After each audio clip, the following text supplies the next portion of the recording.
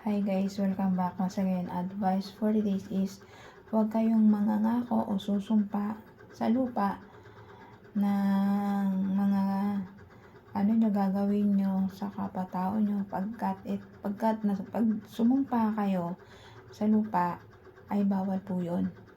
Magkakaroon kayo ng pagkakasala sa ating Diyos Ama pagkat ang daigdig ang kanyang tungtungan ng kanyang mga paa, ang ating Diyos Ama. Kaya nakakonekta lahat yan eh. Ang mundo natin, ang tungtungan ng paa ng ating Diyos Ama. Pinakamakapangyarihan sa lahat, ang mundo natin.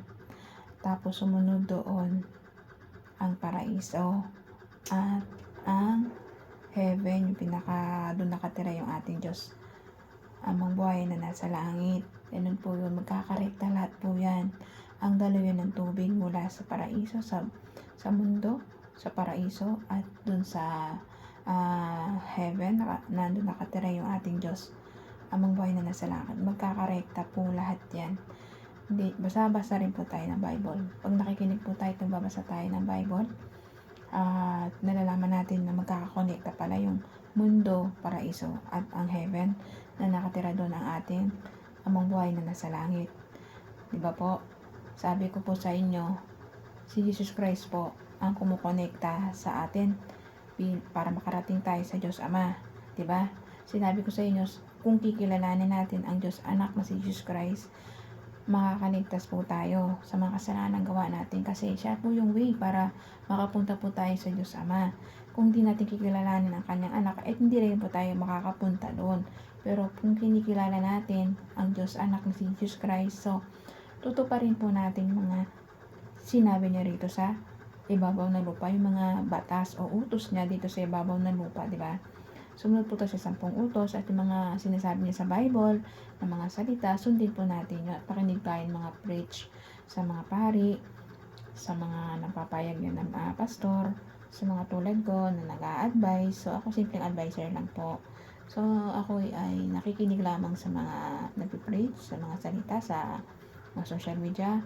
Kaya po ako binigyan rin ng katalinuhan ng ating Diyos Anak na si Jesus Christ, Diyos Ama, ng katalinuhan para magbayad din po sa inyo ng mga tungkol sa about sa Diyos na dapat natin sundin, alam at dapat natin tuparin.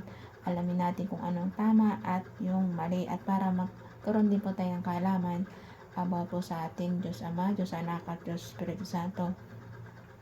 Basta kung kilala natin ang Diyos, Anak na si Jesus Christ na patungo sa Diyos Ama natin na makapangyarihan sa lahat, tapos kinikilala mo lahat ng mga sinasalita niya, ay tsak maliligtas tayo sa mga kasalanan natin. Basta tayo, tatanda natin, huwag tayong mangangako sa lupa, pagkat bawal po yun, magkakaroon po tayo ng kasalanan. Huwag tayong mangangako, susumpa na sa pamamagitan ng lupa, ay dun po tayo magkakaroon ng kasalanan. Pagkat tungtungan ng Diyos Amang buhay na nasa langit, ang mundong ito, ang lupa na to, na tinutungtungan natin. Ganun po yun. Kaya ikaw, huwag ka magbibitaw basta ng mga sumpa kung wala ka namang kaalaman sa Diyos para hindi po tayo magkakasala. Ang gagawin lang po natin, manalig manampalataya sa ating tatlong Diyos, Diyos Ama, Diyos Anak at Diyos Espiritu Santo. Kilalanin natin si Jesus Christ na ating tagapagligtas.